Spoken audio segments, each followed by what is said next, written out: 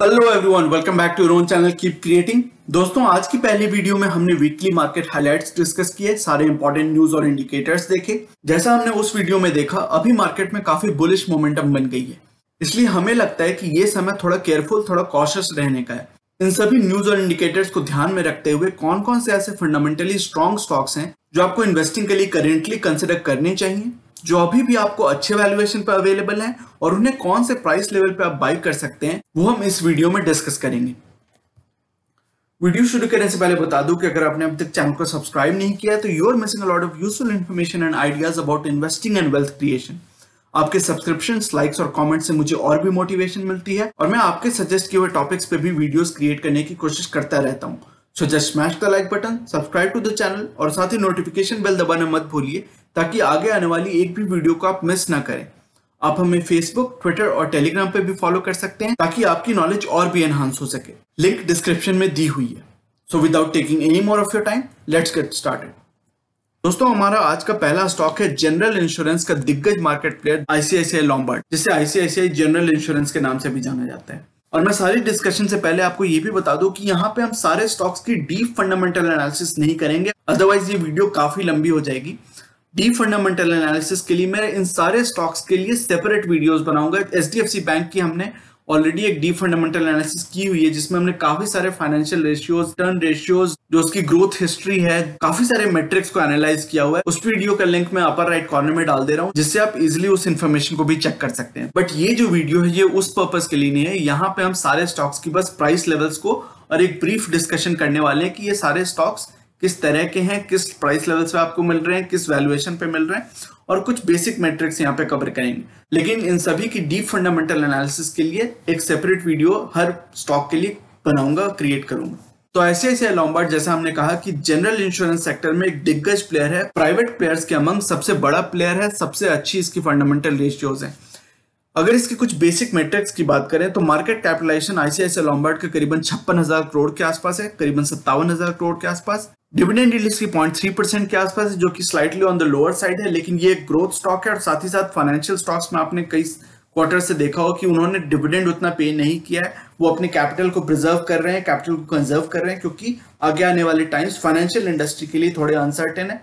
इसलिए आपको financial stocks में दिखेगा कि जो डिविडेंड यील्ड है वो थोड़ी कम है in the current situation. But आगे चल के अगर वो कंपनीज फंडामेंटली स्ट्रांग है, मार्केट लीडर्स है, तो मेरा ऐसा मानना है कि आगे चल के उनकी जो डिविडेंड यील्ड है वो भी हैंडसम हो सकती है। बीटा की अगर बात करें तो जो हमारे वीडियोस को पहली बार देख रहे हैं, जो हमारी नई ऑडियंस है, उनके लिए मैं एक बार रिवाइज कर देता हूँ क्विकली कि बीटा एक ऐसा मेट्रिक है जो ये दिखाता है कि वो पर्टिकुलर स्टॉक ओवरऑल मार्केट से कितना वॉलेटाइल है, क्या ज्यादा वॉलेटाइल है या कम वॉलेटाइल है। जब बीटा 1 से कम होता है तो हम मानते हैं कि वो पर्टिकुलर स्टॉक ओवरऑल मार्केट से थोड़ा कम वॉलेटाइल है, और जब ये मेट्रिक 1 से ज्यादा होता है तो हम मानते हैं कि ये स्टॉक मार्केट से ज्यादा वॉलेटाइल है।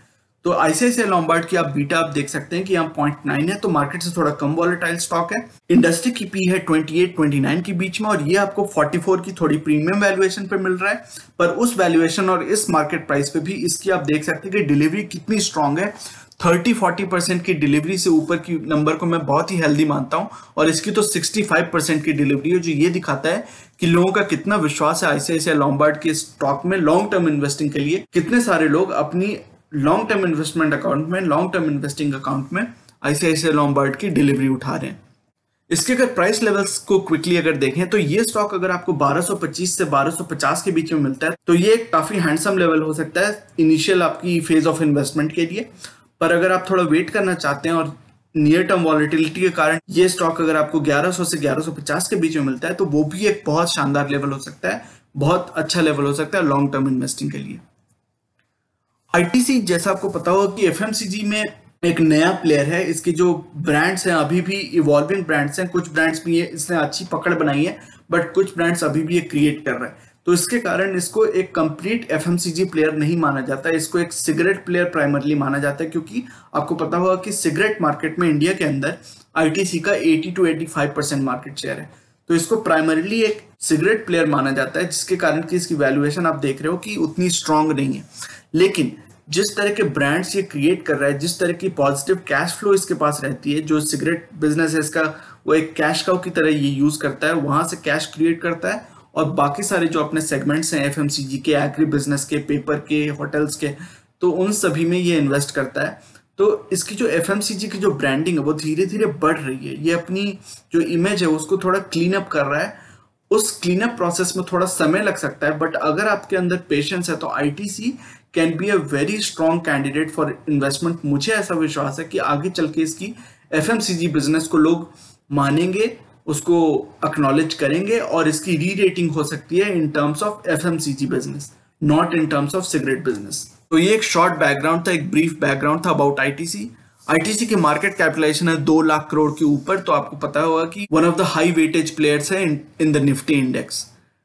डिविडेंड यील्ड्स की आप देख सकते हैं कितनी शानदार है, 6% से ऊपर की। 6% तो आजकल एफडी में मिलता है, तो एफडी के कंपेरेबल इसकी डिविडेंड यील्ड है। 0.66 की बीटा है, जो ये दिखाता है कि मार्केट से काफी कम वॉलेटाइल है। ऑब्वियसली एफएमसीजी प्लेयर्स आपको पता होगा कि काफी कम वॉलेटाइल होते हैं। बैंकिंग एंड फाइनेंशियल सेक्टर के जो स्टॉक्स होते हैं वो मार्केट से ओवरऑल थोड़ा ज्यादा वॉलेटाइल होते हैं। इंडस्ट्री की पी है 13.7, और आप देख सकते हैं कि यहाँ पे भी जो इंडस्ट्री है, ये इंडस्ट्री एफएमसीजी नहीं है, क्योंकि एफएमसीजी की जो इंडस्ट्री पी है वो करीबन 70 के आसपास है, 68-70 के आसपास है। आप यहाँ पे जो देख रहे हैं ये मुझे लगता है कि सिगरेट इंडस्ट्री की पी है। तो जैसा मैंने कहा, अभी भी इसको एक सिगरेट प्लेयर की तरह माना जाता है, जबकि इसकी बहुत सारी बिजनेसेस हैं, एग्री बिजनेस है, एफएमसीजी है, होटल बिजनेस वगैरह सब कुछ, यहाँ तक कि आईटी बिजनेस में भी है ये। तो अगर सिगरेट बिजनेस की इंडस्ट्री से अगर पी कंपेयर करें तो 13 की पी है इंडस्ट्री पी, 13-14 की, और ये आपको उसके कंपेरेबल पी पे ही मिल रहा है।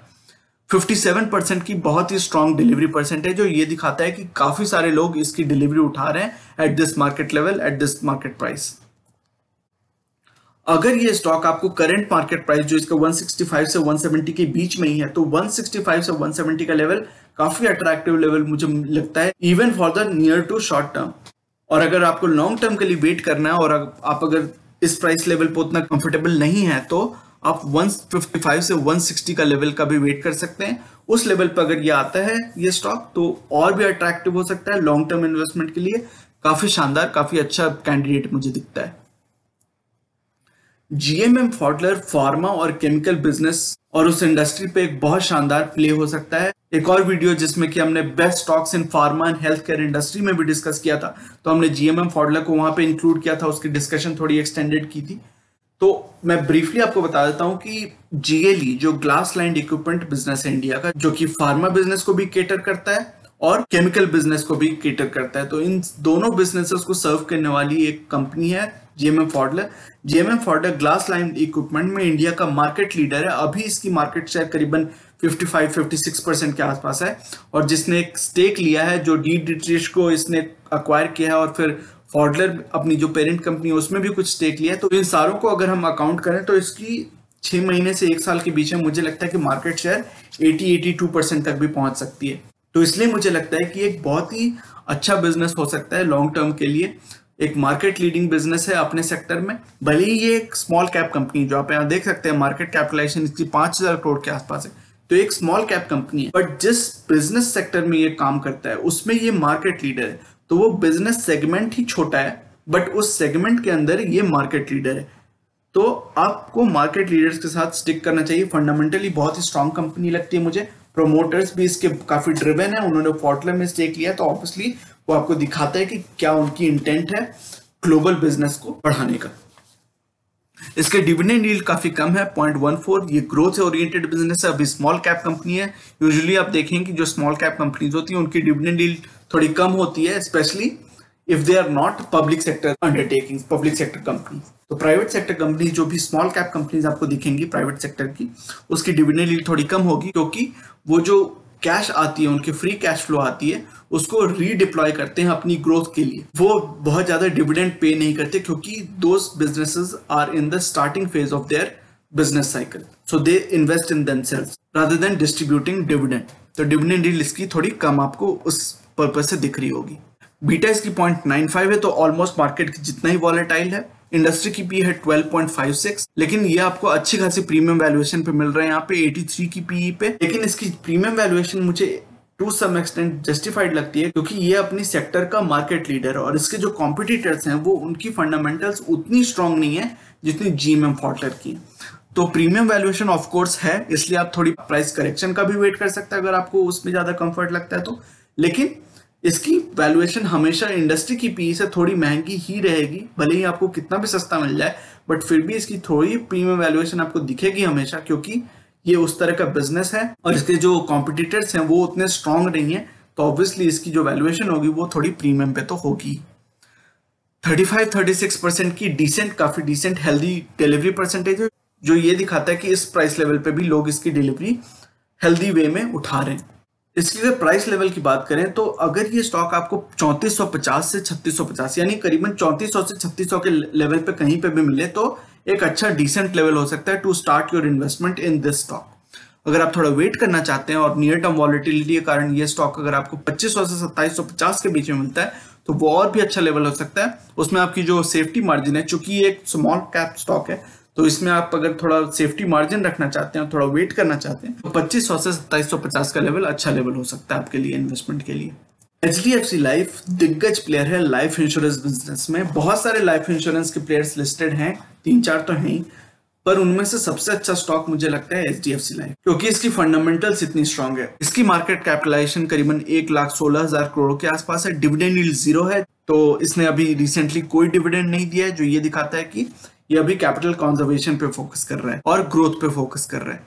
बीटा इसकी 1.08 है, फाइनेंशियल सेक्टर का स्टॉक है, तो ऑफ कोर्स थोड़ा ज्यादा वॉलेटाइल होगा मार्केट से, तो आप देख सकते हैं कि बीटा इसकी 1 से थोड़ी ज्यादा है। इंडस्ट्री की पी है 69 और ये आपको 87 की थोड़ी प्रीमियम वैल्यूएशन पे मिल रहा है। लेकिन इस प्रीमियम वैल्यूएशन पे भी और इस मार्केट प्राइस पे आप देख सकते हैं कि 69% की बहुत ही शानदार, बहुत ही स्ट्रॉन्ग डिलीवरी परसेंटेज है, जो आपको ये दिखाता है कि लोग इसमें कितना विश्वास करते हैं और इसमें कितना लॉन्ग टर्म पोटेंशियल देखते हैं। HDFC लाइफ की अगर प्राइस लेवल की बात करें तो 550 से 575 का लेवल एक डिसेंट लेवल हो सकता है आपके लिए एंटर करने के लिए, अगर आप स्टॉक में एंटर करना चाहते हैं। अगर आप थोड़ा वेट करना चाहते हैं तो 500 से 525 का लेवल और भी अट्रैक्टिव लेवल हो सकता है, अगर आप लॉन्ग टर्म इन्वेस्टिंग के लिए इस स्टॉक को होल्ड करना चाहते हैं तो। आज की हमारे डिस्क्रिप्शन का आखिरी स्टॉक है Gujarat state Petronet limited. GSPL का बिजनेस, जैसा आपको शायद पता होगा, ये पाइप नेचुरल गैस के डिस्ट्रीब्यूशन में, जैसा कि हमने IGL की बात की है, MGL की बात की है पहले की वीडियोस में, तो उसी तरह का बिजनेस GSPL का भी है। हालांकि GSPL एक्चुअली विंड मिल से भी जो इलेक्ट्रिसिटी क्रिएट होती है उसके बिजनेस में भी इन्वॉल्व है GSPL, और इसका जो, जैसा कि नाम से आपको जाहिर होगा, इसकी जो एरिया ऑफ ऑपरेशन है वो गुजरात और एडजॉइनिंग एरियाज में है। GSPL एक पब्लिक सेक्टर कंपनी है, बट पब्लिक सेक्टर होने के बावजूद ये एक बहुत ही वेल रन कंपनी है। इसकी आप रिटर्न रेशियोज देखेंगे, फाइनेंशियल रेशियोज देखेंगे, डेट रेशियोज वगैरह देखेंगे, तो आपको ये दिखेगा कि ये कितनी स्ट्रॉन्ग कंपनी है। इसके जो सारे रेशियोज हैं, जो सारे फंडामेंटल पैरामीटर्स हैं, वो काफी अच्छे हैं, तो इसलिए मुझे ये स्टॉक काफी पसंद आता है। करीबन 10,000-11,000 करोड़ की इसकी मार्केट कैपिटलाइजेशन है, तो ये marginally small cap mid cap के बीच का इसका मार्केट कैपिटलाइजेशन है। डिविडेंड यील्ड अगर इसकी बात करें तो 1.04% की काफी रिस्पेक्टेबल, काफी हेल्दी डिविडेंड यील्ड है इसकी। बीटा इसकी 0.62 है, जो तो मार्केट से काफी कम वॉलेटाइल है। इंडस्ट्री की पी है करीबन 10 के आसपास, और ये आपको ऑलमोस्ट उसी की पी, कंपेरेबल पी पे मिल रहा है इंडस्ट्री की पी से। 67% की बहुत ही शानदार, काफी हेल्दी डिलीवरी परसेंटेज है। ये दिखाता है कि इस स्टॉक में भी लोगों को पोटेंशियल दिखता है फॉर लॉन्ग टर्म। इसके अगर प्राइस लेवल की बात करें तो 190 से 200 का लेवल, जो इसका करंट मार्केट प्राइस भी इसी रेंज के अंदर आता है, तो वो प्राइस लेवल काफी अट्रैक्टिव हो सकता है लॉन्ग टर्म इन्वेस्टिंग के लिए। पर अगर आप थोड़ा वेट करना चाहते हैं और ये स्टॉक अगर आपको 170 से 180 का लेवल पे मिलता है, तो वो बहुत ही शानदार लेवल हो सकता है। काफी अच्छे फंडामेंटल्स वाली कंपनी है, काफी वेल रन कंपनी है, काफी अच्छी मोट वाली कंपनी है। इस स्टॉक को आप कंसिडर कर सकते हैं लॉन्ग टर्म इन्वेस्टिंग के लिए, और ये दोनों प्राइस लेवल इनमें से जिसमें भी आपको ज्यादा कंफर्ट महसूस हो, आप उस लेवल पे इन्वेस्टमेंट कंसिडर कर सकते हैं, अगर ये स्टॉक आपको लॉन्ग टर्म पोटेंशियल इसमें अच्छा दिखता है, और अगर लॉन्ग टर्म वेल्थ क्रिएशन की पॉसिबिलिटी अगर इस स्टॉक में आपको दिखती है, तो इन दोनों प्राइस लेवल्स को आप अपने ध्यान में रख सकते हैं। दोस्तों, ये था आज का वीडियो। ये सेइंग जो कि है नॉलेज इज पावर सुप्रीम, ये इस चैनल का मिशन है, जो कि है आप तक सही नॉलेज पहुंचाना। आगे आने वाली हर वीडियो में हम बहुत सारी इंटरेस्टिंग टॉपिक्स को डिस्कस करेंगे और मैं आपके लिए यूजफुल आइडियाज और टॉपिक्स लाता रहूंगा। इसी तरह हर वीकेंड हम वीकली मार्केट अपडेट और अपने views about the current market situation भी डिस्कस करते रहेंगे। So you should definitely subscribe to the channel and remain posted for further updates. अगर आज की वीडियो का कंटेंट आपको पसंद आया है तो वीडियो करें लाइक। अगर आपको लगता है कि इस इन्फॉर्मेशन से किसी की मदद हो सकती है तो इसे अपने दोस्तों और फैमिली मेंबर्स के साथ शेयर करें और चैनल को करें सब्सक्राइब। मिलते हैं अपने अगले वीडियो में एक और टॉपिक के डिस्कशन के साथ। तब तक के लिए take care and see you soon. Bye bye.